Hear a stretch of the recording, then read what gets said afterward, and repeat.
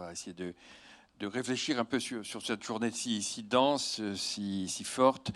Initialement, il avait été prévu, c'est comme ça d'ailleurs que j'avais été contacté, que je fasse ça avec une personne bipolaire qui a témoigné, un peu comme celle qu'on a eue ce matin, et qui était, vous avez vu quand même l'impact que ça a, l'importance de pouvoir raconter cette expérience.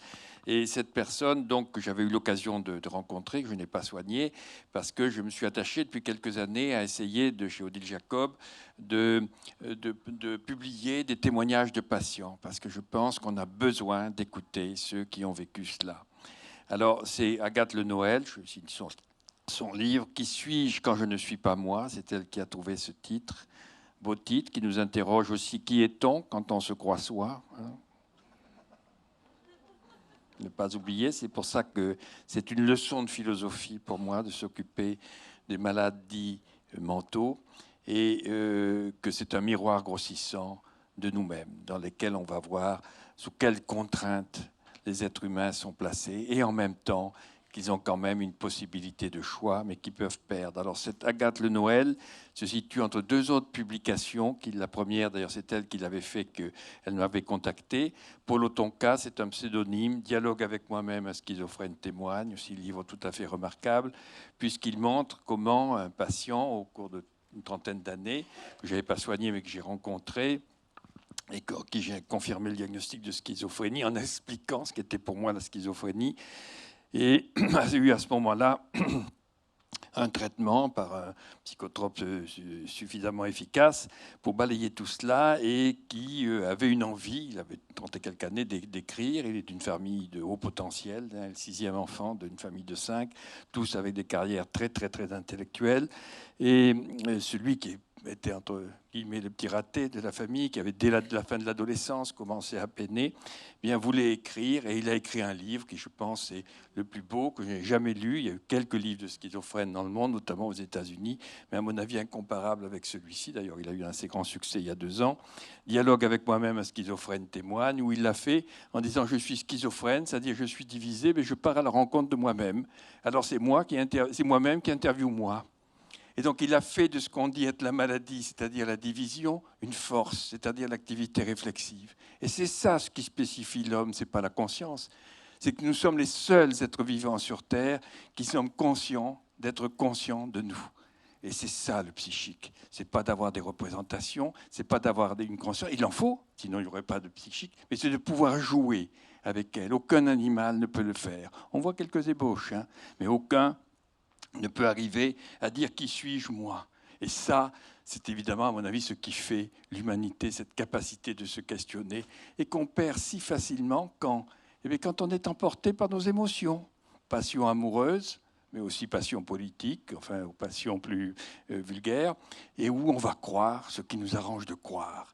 Et quand on commence à croire, on est prêt à tuer ce qui s'oppose à ce qu'on croit. Et on le fait légitimement, et souvent parce qu'on ne le fait même pas en notre nom propre, au nom du peuple, au nom de notre croyance, au nom de tout, et moyennant quoi, on massacre tout le monde allègrement. Et ça dure depuis des siècles. On a eu 2 siècles où ça a été peuplé, et on continue à démarrer là-dedans. Et du moment que j'y crois, et si c'est la vérité, tous ceux qui le contestent, il faut qu'ils disparaissent. Alors qui est le plus fou chez les humains? Ce n'est pas les fous. C'est ceux qui se pensent en bonne santé, mais qui ont la destructivité comme réponse à quoi? À la peur. Et ce qui m'a renforcé dans je dirais dire cette croyance, je ne pense pas que c'est une croyance, mais dans ce que je pense là, c'est le recul. Je pense que j'ai eu de la chance de me retrouver à la fin de mon internat en 1968 dans ce qui a été le premier service de psychiatrie consacré à l'adolescent et aux jeunes adultes, à ce qui était alors l'hôpital international de l'Université de Paris et qui est devenu l'Institut mutualiste Montsouris. Et j'y suis resté 40 ans, devenu le chef de service au bout de 20 ans. Et qu'est-ce que ça m'a apporté? Bien, c'est que je me suis dit, mais quelle leçon de vie, là, de voir des jeunes, comme on en parlait toute la journée, arriver et être dans des comportements qui sont tous destructeurs. On reviendra là. Le problème des comportements dits psychiatriques, c'est qu'ils nous coupent de ce qui fait la vie, la relation. Ouais. À un niveau ou à un autre, je le précise tout de suite, tout le comportement psychiatrique c'est ne plus communiquer à un des 3 niveaux nécessaires à la vie, qui est une co-création, comme on l'a dit cet après-midi à plusieurs reprises, c'est-à-dire couper la relation avec son corps, abîmer son corps, couper la relation avec les apprentissages, pas seulement scolaires, couper les relations sociales. Dès qu'on a un trouble psychiatrique, c'est-à-dire dès qu'on est quoi? Qu'est-ce qui déclenche les troubles psychiatriques? Ce n'est pas le bien-être, ça ne devient pas comme ça. C'est ce qu'il y a de commun entre tous ces troubles, c'est quoi? C'est la peur. L'émotion commune, c'est un sentiment de menace. Il y a quelque chose, je ne vais pas bien, qui se traduit par l'angoisse, avec des niveaux différents d'angoisse. Mais c'est toujours une réponse à une situation de menace. Et à cette réponse par la menace, comment je réponds? Eh bien, quelquefois en allant vers les autres, et ça permet le contact et de rétablir. Mais le plus souvent, je me protège en me repliant, en coupant les liens à un certain niveau. Pourquoi? Eh bien, tout simplement, pour des choses qu'on sait au fond tous autour de nous. C'est que du fait même de notre conscience réflexive, on sait que la seule chose qu'on maîtrise, eh bien, c'est la coupure relationnelle, c'est ce que j'appelle la destructivité. Dès qu'on veut être dans la vie, c'est-à-dire la relation avec les autres, eh bien, on dépend de la vie. Et vous le savez aussi bien que moi, on ne maîtrise rien de la vie. Si vous commencez à obliger quelqu'un à vous aimer, c'est mal parti. Oui. Si vous dites « vous allez faire ma réussite », bon courage. Oui. La vie, c'est une co-construction, donc une dépendance des autres. Ça, nous le savons tous, nous le vivons. Et dès qu'on va mal, dès qu'on a peur, dès qu'on ne se sent pas à la hauteur, le réflexe, je dirais, animal, émotionnel, basique, c'est comme pour l'animal, toute menace sur son territoire, c'est se replier sur soi-même. Et en se repliant, sur le moment, on se sent mieux. Et c'est pas fou. C'est pas fou parce qu'on se sent mieux. On a moins peur. On est mieux. C'est pour ça qu'ils y adhèrent. Et qu'ils vont croire même qu'ils l'ont produit. Essayez de produire n'importe quel trouble psychiatrique, même une phobie administrative. C'est beaucoup plus vrai qu'on le croit. Bon. Essayez de vous créer une phobie comme ça. Mais vous ne pourrez pas. Une crise d'angoisse, faites-la. Là. Vous ne pourrez pas. Aucun trouble dit psychiatrique ne peut se créer par la pensée. Qu'est-ce que ça a de psychique? Aucun, impossible. Pardon? Sous hypnose, on peut adopter des comportements, mais parce qu'ils sont induits. On n'a pas choisi. Ils sont induits parce qu'on s'est abandonné à la personne. Et c'est bien ce qui peut se passer aussi dans les délires à deux, dans les couples, où finalement on est là et on participe du délire, et on entre là-dedans sans lui-même avoir construit le délire. Bon, c'est quelque chose de cet ordre-là. Mais ce n'est pas voulu, ce n'est pas choisi. C'est justement parce qu'on s'abandonne totalement. Comme on peut s'abandonner à une drogue, bon, mais ce n'est pas choisi.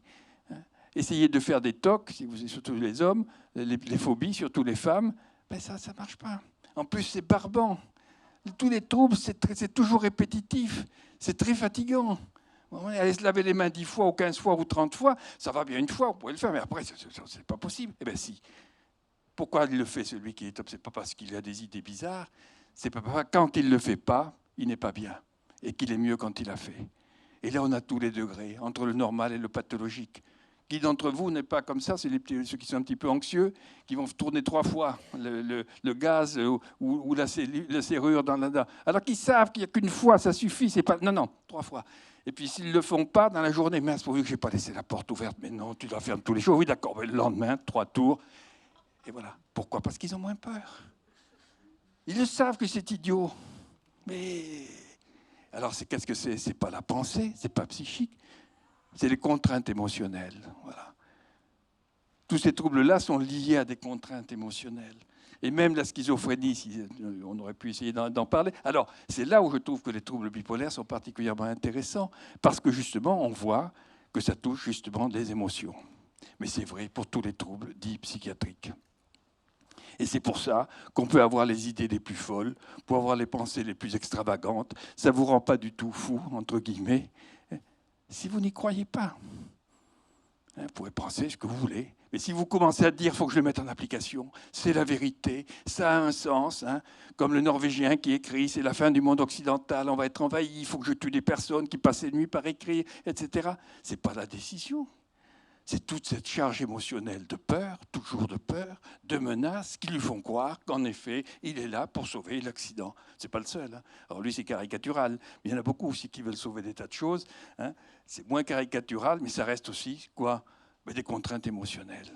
Voilà. Alors ça, C'est ce que le recul m'a appris. Parce que ce qui m'a le plus apporté, c'est que ces patients, les revoyant 30 ans, 20, 10 ans, 30 ans, 40 ans, 50 ans après, j'ai des contacts avec des patients que j'ai suivis en 69 comme interne. J'ai encore des SMS hier avec l'une d'entre elles, avec des grands délires. Bon, où elle pensait, ben oui, qu'elle avait été 16 ans. Hein. Elle est arrivée en état avec des troubles de l'humeur, une excitation, mais une croyance que ses parents étaient des nazis, qui avaient tué ses parents juifs pour la voler, alors que ses parents juifs, avec encore les tampons du camp de concentration, avaient eu cet enfant dans les années 50, leur seul enfant, et qui à 16 ans leur dit c'est vous les nazis. Vous imaginez? Alors bien sûr qu'elle a été baignée, c'est pas par hasard. Évidemment, la mère avait vu tous ces massacres d'enfants, on a parlé à l'enfant, qu'elle a été baignée dans cette atmosphère, dans tout cela. C'est pas venu par hasard. Sauf que ça n'a rien à voir avec la réalité. Et donc maintenant, elle a 60 et quelques années, elle est informaticienne, elle a 2 filles qui vont bien, elle a des problèmes de santé, d'inquiétude. Et comme souvent, qu'est-ce qu'ils font? Ils reprennent contact. Et là, c'est ce qu'on disait avec des gens qu'ils ont connus. Bon, on n'a jamais complètement coupé le contact. Elle est suivie par quelqu'un depuis maintenant 30 ans, qu'elle voit toujours. Mais voilà, il se trouve que quand elle a, comme on peut faire, quand on est angoissé, qu'on a besoin de confiance, eh bien on retrouve des gens qui vous ont connus dans un état où on a été difficile et qui viennent en discuter avec vous, comme le savent certains enseignants, certains éducateurs, que les jeunes qui les ont les plus embêtés, s'ils sont jeunes sortis d'affaires, ils reviennent les voir 10 ans, 15 ans avant. « Ah, vous savez, monsieur, j'ai un métier, j'ai un enfant avec une joie incomparable à celui qui a fait son trajet, très content, qui a son métier, son enfant. » Mais enfin, c'était prévisible, on est content, on est content. Tandis que l'autre vient, et ils ont besoin de voir ceux qui les ont connus dans cette période d'abîme, pour dire, vous savez que j'étais au bord de l'abîme. Et ça prend une saveur particulière. Et pourquoi? Ce n'est pas une question d'idée. C'est là où je dis qu'il faut que nous revisions un peu les choses et que nous pensions que les troubles dits psychiatriques sont des pathologies des émotions. Alors, évidemment, c'est le cas pour là maintenant, c'est manifeste. On le sait pour les bipolaires. Et vous voyez bien, d'ailleurs, on en parlait ce matin, que ce n'est pas tout à fait la même chose de dire vous souffrez de troubles bipolaires ou d'une psychose maniaco-dépressive. C'est exactement le même phénomène. Seulement, dès que vous mettez psychose maniaco-dépressive, vous sous-tendez que, oui, voyez, enfin, non, quand même, il est un peu. Il n'est pas des nôtres, quoi. Il a et même la psychanalyse est allée à pousser jusque tout ça à partir de développement de concepts qui en soi n'étaient pas infondés. Pour dire du psychotique, il n'a plus accès au symbolique. Il est hors du champ de ce qui fait l'humain. Et c'est ça qui est problème dans la maladie psychiatrique. C'est que ça désigne quelqu'un qui est quand même un peu hors du champ de l'humain. Alors évidemment, il y a des moments où, emporté par ses émotions, il va faire des choses où il a perdu en effet cette capacité. Mais il n'est pas comme ça. C'est un état. C'est un état dynamique qui peut changer. Comme nous, sous l'effet de l'alcool, d'une drogue, on peut faire des choses dont on ne comprend pas pourquoi on les a fait. Bon.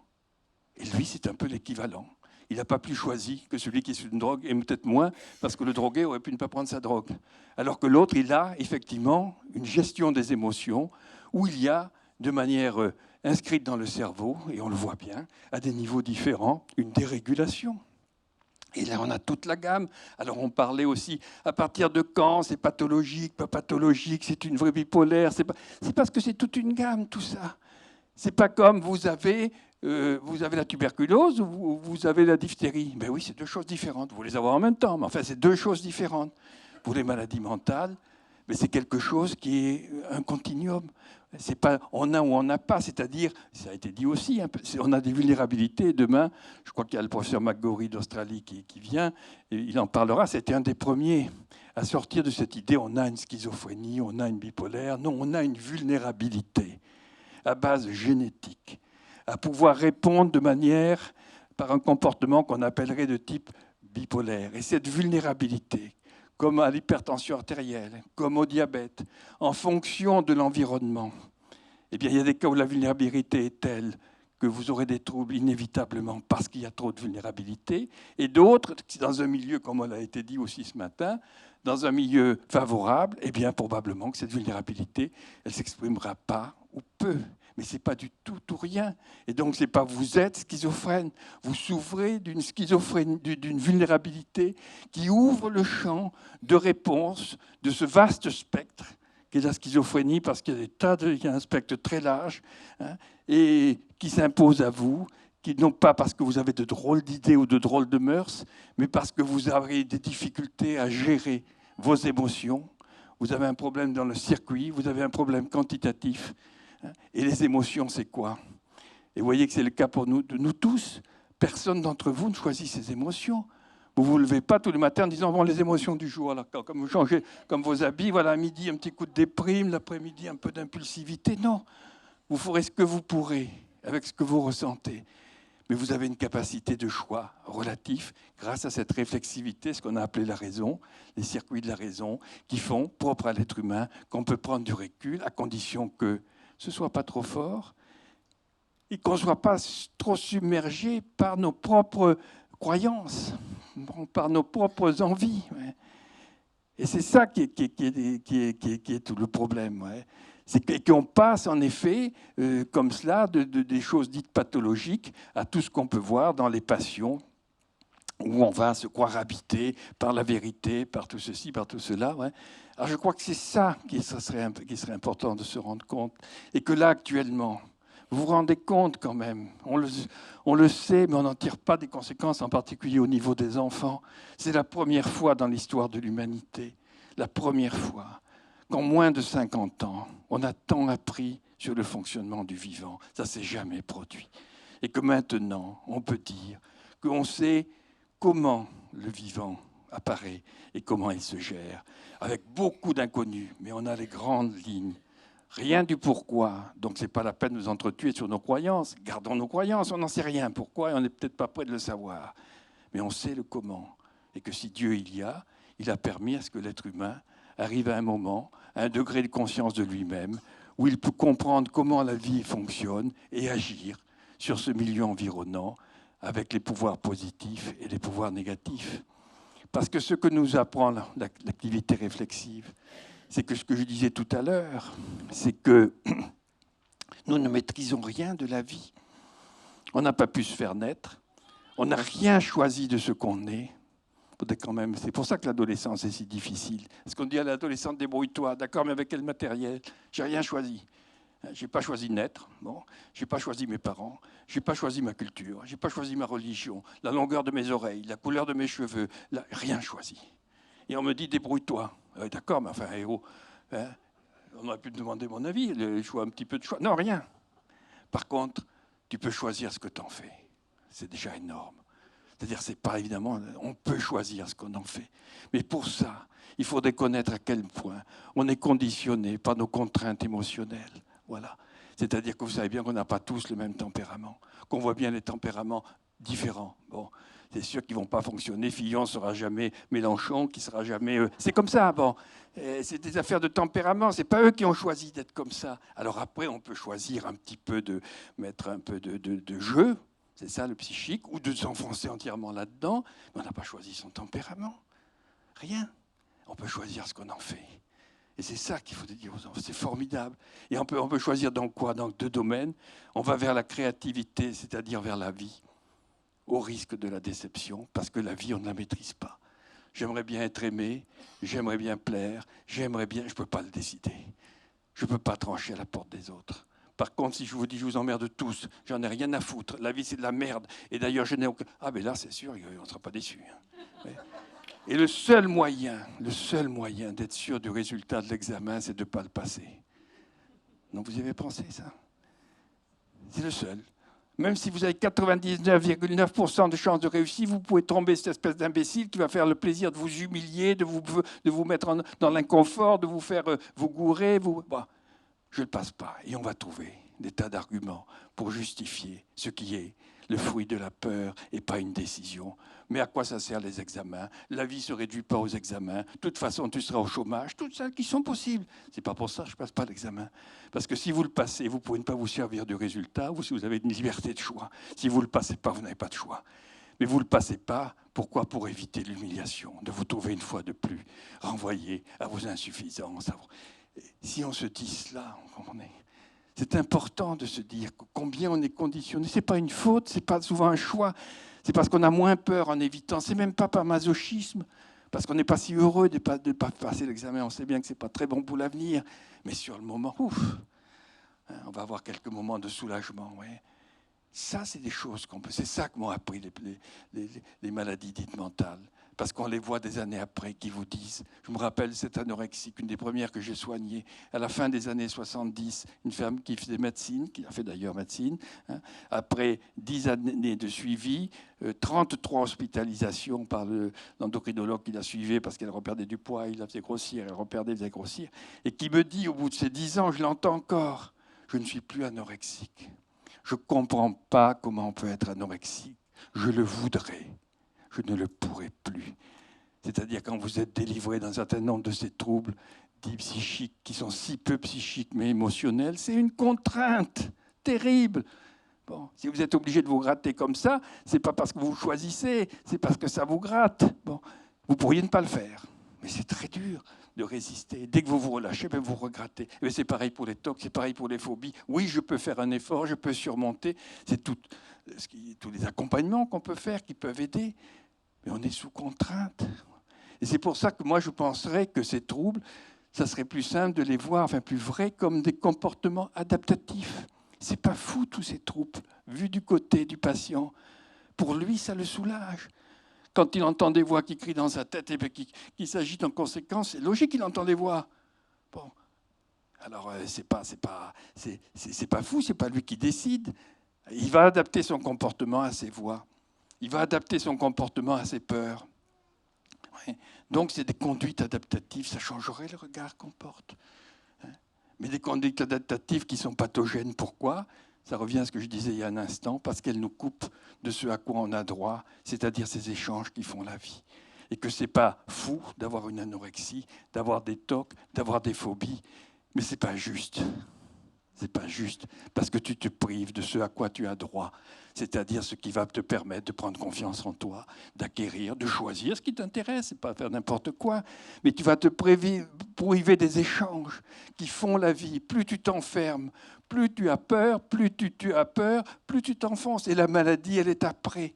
La maladie, on disait ce matin, mais quand est-ce qu'on est malade ? On n'est pas malade, on n'est pas. C'est pas à couper au couteau. On devient malade parce qu'à un moment donné, on ne peut plus sortir de ce comportement parce qu'on s'est enfermé là-dedans. C'est l'enfermement qui fait la maladie. Alors si on partageait cela pour ceux qui souffrent, ils auraient une autre vision. Au lieu de penser tu fais ça pour embêter ta mère ou parce que tu as un conflit ou parce que oui, tu peux avoir un conflit, il y a des choses qui t'ont heurté, mais tu n'as pas choisi ta réponse. Et ce n'est pas juste. Et que finalement, quand on leur demande qu'est-ce que vous voudriez, bien, en général, c'est quand même aller bien. Tout le monde voudrait aller bien. Et qu'est-ce qui empêche ? Et finalement, si on cherche, cesse de se battre sur « t'as qu'à changer, t'as qu'à être autrement, t'as qu'à travailler, t'as qu'à… » Et bien de dire « Attends, qu'est-ce qu'on veut ? On veut le même but. » Et bien on doit pouvoir trouver un chemin pour y aller. Comme les gens qui ont le même but religieux, mais pas le même cheminement, ils vont s'entretuer sur le cheminement alors qu'ils ont le même Dieu. Non mais enfin voilà, l'être humain fonctionne comme ça. Pourquoi ? Parce qu'il a peur. C'est-à-dire, si ce que je pense n'est pas le vrai, eh bien, c'est pas, ça te va foutre le camp. C'est pas possible. Il faut que ce soit vrai. Tu peux fonctionner autrement. Vous voyez comment les bègues étaient des malades. Les gauchers, on attachait les bras il y a un certain nombre d'années. Pourquoi ? Parce que tout le monde est droitier, donc si gaucher, c'est qu'il avait un esprit mal tourné. Bon, c'est quand même logique. Les enfants albinos en Afrique, on les tue. Parce que de deux noirs nés un blanc, là, il y a quelque chose qui ne va pas. C'est forcément de... Bon, il est envahi. Mais enfin, on en est là. On en est là dans des croyances émotionnelles toutes liées à la peur. Et le crime d'honneur. Enfin, c'est beau l'honneur, c'est formidable. Mais aller demander d'aller tuer comme ça, à la troisième génération, quelqu'un parce qu'il y a une dette de sang. Mais où est-ce qu'on s'est fourré des trucs comme ça dans la tête ? Parce qu'on a peur. Que si on n'accomplit pas ça, tout fout le camp. Vous voyez, c'est beaucoup plus simple. Et on est arrivé à un moment où, grâce à la science, c'est ce que je disais de ces 50 dernières années, on sait le poids de ces contraintes biologiques. Mais de le savoir, c'est une liberté. C'est-à-dire qu'il faut qu'on sache que nous sommes sous contrainte. Et ça rejoint beaucoup des discussions de la journée, où ce qui était important, et on le dit bien, c'est de donner du sens. Il faut actuellement, et c'est ça la force justement du bipolaire, c'est que maintenant ça prend du sens, cette psychose maniaco. C'est pas tout d'un coup qu'ils ont le foie en ébullition, ou qu'ils sont possédés par le diable, ou des vapeurs malsaines, non, c'est tout bête, j'allais dire, et en même temps très complexe. C'est des circuits neurologiques, c'est son cerveau qui déraille. Bon. Et que derrière, il y a souvent une hypersensibilité qui est une chance. Et qu'on sait que l'humeur, elle est bipolaire. Nous sommes tous des bipolaires en puissance. Et qu'on sait bien que plus on a des élans positifs, plus aussi on peut avoir de la peine. Et que qu'est-ce qui va souvent faire la différence? C'est la déception. Ouais, j'ai envie de me tuer, j'ai envie de me... Pourquoi? Mais parce que je suis déçu. Et pourquoi tu es déçu? Parce que tu es indifférent? Non, parce que j'attends beaucoup. C'est ceux qui attendent beaucoup qui sont les plus en risque de faire tout d'un coup des comportements comme ça. Ceux qui attendent peu de la vie, ben, ils auront une vie tranquille. Je ne dis pas péjoratif, hein, ce que je dis. Peut-être pas folichonne, mais enfin, bon, voilà, j'ai ma vie, quoi. Pourquoi pas, ouais, c'est pas, bon, c'est pas mal. Mais moi, j'attends. J'avais envie. J'avais des choses formidables. Je ne les ai pas. Et bien, toute cette force qui nous faisait attendre se retourne en destructivité.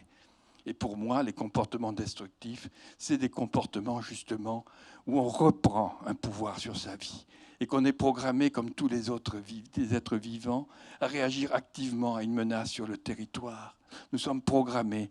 Et notre point commun avec l'animal, c'est ces émotions qui font que nous ne sommes pas des ordinateurs, mais des êtres vivants. Et le problème de ces émotions, que dès qu'elles sont fortes, elles peuvent se tourner vers le bien, vers la créativité, et à la même mesure vers la destructivité. Tu m'as trompé, tu m'as abandonné, et je peux me tuer ou te tuer. Alors que qu'est-ce que je voudrais? C'est le contraire.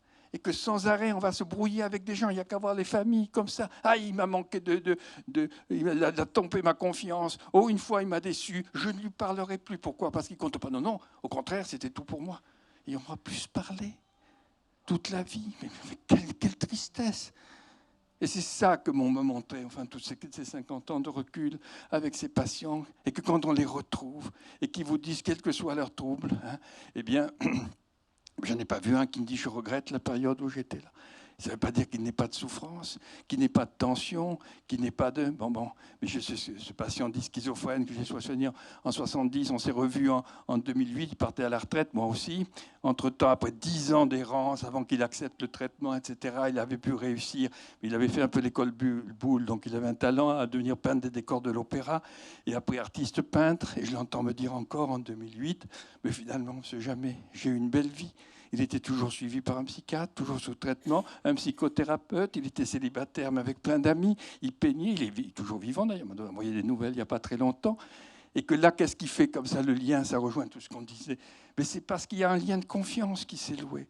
Alors moi, je ne le suis plus, mais de temps en temps, on aime bien, comme quand on a des personnes sur lesquelles on s'appuie, s'envoyer un petit SMS. Je vous dis, cette patiente qui m'envoie ça. Et c'est savoir que quoi? Et c'est ça la vie. Qu'on compte pour quelqu'un, ça a été dit, c'est ça la vie. La vie, c'est une co-construction. On ne peut pas vivre s'il n'y a pas dans le regard de quelqu'un d'autre, quelqu'un qui voit vos potentialités. Et ça, voilà, c'est disponible à tout le monde. Et je terminerai en disant que c'est ce que j'ai essayé, c'est pour moi l'enseignement que je préfère, de créer dans un diplôme universitaire, et j'en parle dans le livre, qui est là que j'ai un peu écrit, il faut que je fasse un peu de publicité, mais enfin, bon. Mais non, c'est un peu la transmission de ce que la vie m'a appris, ouais. Une philosophie de la vie qui s'appelle, effectivement, quand nos émotions nous rendent fous, un nouveau regard sur les folies humaines, parce que les plus fous les plus dangereux, ce n'est pas ceux qui sont reconnus comme patients. Parce qu'eux, on peut s'occuper d'eux, c'est ceux qui se croient saints d'esprit, mais qui sont uniquement habités par leurs émotions et la violence, et prêts à n'importe quoi. Et on en voit des exemples tous les jours. Parce que voilà, ils peuvent pas jouer avec leurs émotions, prendre un petit peu de recul. Donc, et c'est ça, pour moi, qui est l'élément essentiel du vivant, c'est cette possibilité, comme cela, de ne pas s'enfermer. Voilà, ne pas s'enfermer dans la destructivité. Voilà, c'est le grand message. Mais pour que ce soit compris, eh bien, c'est là où la connaissance est un facteur de liberté. Il faut que, justement, eh bien, ça se sache très tôt, que l'on puisse dire que quand on est pris dans ces conduites destructrices, ben c'est très humain, hein, on est tous un peu comme ça. Dès qu'on est déçu et qu'on se sent impuissant, alors là, ça nous rend fou furieux. On ne supporte pas l'impuissance. Voilà, c'est ça. L'homme ne supporte pas l'impuissance. Et le vivant, il est prévu que dès qu'il se sent menacé, eh ben, il réagisse activement sur son territoire. Seulement le territoire humain, c'est le dernier point que je précise, du fait de notre activité réflexive, il est devenu exponentiel, Mon territoire, c'est plus comme mon chien. La cour et mon territoire, c'est tout ce à quoi j'accorde de la valeur. À ma famille, à ma religion, mais aussi à mon club de foot, mais aussi à n'importe quel groupe avec lequel je me sens en affinité. Et on s'étonne pourquoi les gens vont se faire tuer pour Daesh. Mais ça a toujours été. Ça n'a rien de nouveau. Rien. C'était pareil dans la Révolution française, c'était pareil avec son direct, sauf que les formes ont changé, les moyens de communication, comme chez nous, mais c'est le même. C'est-à-dire, tout d'un coup, je vois là où je me sens un pauvre type sans grande valeur, quelqu'un me regarde. Toi, tu as un destin formidable, tu vas sauver le monde, ou comme cette fille là qui s'amourage de l'autre et qui dit je vais être l'épouse de celui qui a fait sauter la tour Eiffel, et ça va être formidable, et j'existe, et je me sens. Et voilà. Alors il n'est pas plus fou, hein. C'est que tout d'un coup, voilà, ça s'emballe parce qu'il y a des envies très fortes et qu'il n'y a aucun correspondant pour les accueillir de l'autre côté. Alors on va voir à ceux qui vous entraînent. Il y a des gens qui savent très très bien capter, en effet hypnotiser d'une certaine façon. On retrouve des gens qui sont les plus en quête. Sur le fond, c'est assez bête. Non pas que c'est pas une question d'intelligence, mais c'est bête parce que c'est des mécanismes très primaires et qu'on a tellement besoin de se sentir important pour quelqu'un que des gens sont prêts à faire n'importe quoi. Il y a quelque chose de triste parce qu'il y a une forme de dévouement qui va aboutir à quoi? À la mort. Mais je dis, c'est pas plus extraordinaire que dans effectivement le crime d'honneur. Oui. Pour l'honneur, on va faire des choses, mais quel sens qu'elles ont? C'est-à-dire que nous sommes, en effet, de fait de notre activité réflexive, des dérégulateurs des instincts, mais aussi des générateurs de valeurs et des générateurs d'ambiance. Et là, ça rejoint un petit peu ce qu'on dit pour la prévention. C'est dans ces milieux où il y a... C'est que se dire, c'est que ce qui compte dans la prévention, c'est pas seulement de prévenir, c'est de créer une ambiance qui donne à ceux qui nous entourent l'envie de vivre, l'envie que ça vaut la peine. Oui, c'est dur, oui, il y a des choses tristes, mais s'il y a des choses tristes, c'est parce qu'il y a des belles choses. Et qu'il faut, enfin, que ça en vaut la peine. Et c'est ça, et je le disais, c'est vraiment mon dernier mot, que je faisais, je cherche à reprendre la pensée, c'est que dans cette motivation qui m'a amené à faire ce diplôme universitaire à Paris-6 sur les adolescents difficiles, qui est, je crois, le seul, j'allais dire au monde, mais probablement, à s'adresser sur des adolescents difficiles, approche éducative et psychopathologique qui touche tous les professionnels qui sont dans des champs à haut potentiel émotionnel avec la rencontre avec les adolescents, santé, justice, éducation nationale, police et gendarmerie. Et là, tous les niveaux hiérarchiques ensemble, le juge, l'éducateur, le CPE, le principal de collège, l'infirmière, ensemble. Ils sont 126 cette année, ça fait 14 ans qu'on le fait, il y en a 5 en province. Et la plupart, 9 séances de 2 jours avec une demi-journée d'analyse de pratique. 1 sur 2 des petits groupes continuent après l'année en disant on a eu tellement de plaisir à se reconnaître. Parce que ces gens, on meurt. On s'enferme dans un corporatisme terrible. Hein, et dans une vision aussi où l'expert, on en a besoin de l'expert, mais dans ces métiers, il faut que la personne qui rencontre l'adolescent soit en accord avec son travail d'expert. On éviterait un certain nombre de choses qu'on a pu voir récemment si les gens savaient l'importance qu'ils ont pour ces adolescents, qui leur crient dessus, qui les injurient, mais qui attendent quelque chose d'eux, bien entendu, et il faut comprendre pourquoi il vaut mieux à ce moment-là les traiter avec un certain respect que répondre en miroir à leurs agressivités par les mêmes agressivités ou de pires agressivités, et que là on est dans ce cycle du mimétisme qui est parfaitement destructeur.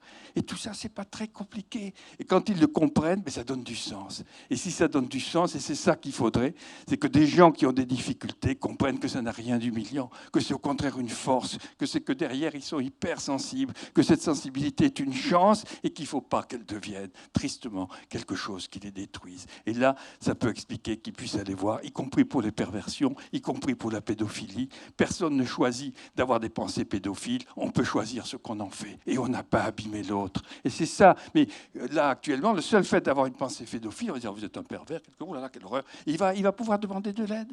Il faut dire, oui, vous n'êtes pas coupable d'avoir des pensées pédophiles, elles s'imposent à vous, mais vous êtes redevable de ce que vous allez en faire. Et ça, il faut que vous puissiez en parler sans honte, même si ce n'est pas facile, et en disant ce que je sais en tant qu'être humain, c'est que je suis sous contrainte à penser cela, mais ce que j'en fais, je peux le choisir. Ça, c'est ce que m'a appris mon expérience de psychiatre et que j'avais envie de vous communiquer à cette occasion.